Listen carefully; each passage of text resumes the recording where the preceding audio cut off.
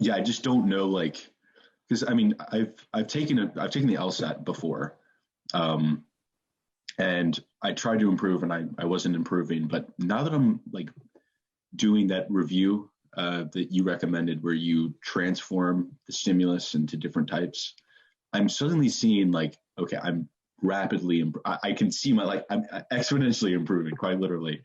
Um, but I'm afraid that June, maybe I'm not improving my score as much as I could, uh, with maybe more study time and taking the August LSAT, but that comes at the cost of having an added section. And then that sort of has with it like a new, like adaption. Like I'll have to have more endurance as opposed to the 3-section one. Are there any is there a trade-off between those two that you'd recommend, maybe with like a high, if I score like X amount, like an X amount increase in, or like by June compared to like an X amount increase by August, or how would you approach that?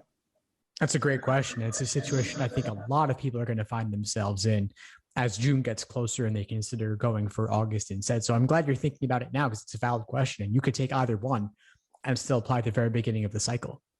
So there's not even a cost in terms of admissions timelines, and there wouldn't be a big cost even if it did affect when you applied. Like August 1st, October also wouldn't be a big deal to apply a little bit later.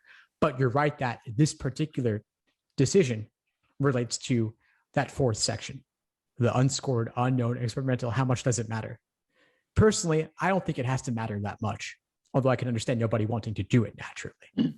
So my challenge to you would be, could you improve enough during an additional 2 months of studying to make it worth the while?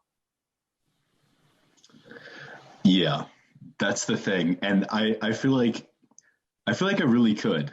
And I feel like there's sort of like diminishing return, or at least from what I've experienced, diminishing returns.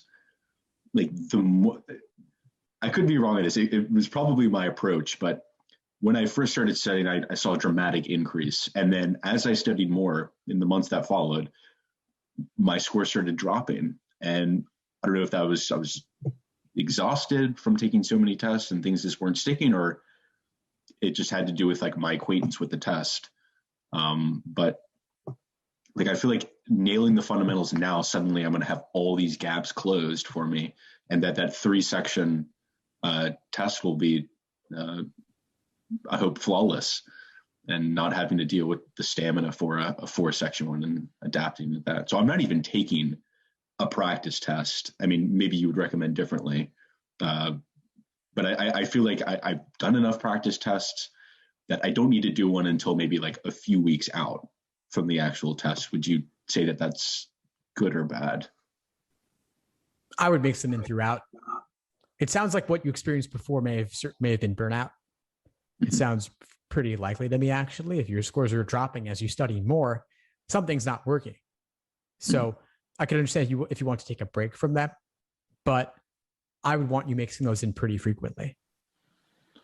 Okay. So I wouldn't want you to do 0 of them between now and even August. I mean, that's a long time away. Yeah. I'd want you mixing them in regularly.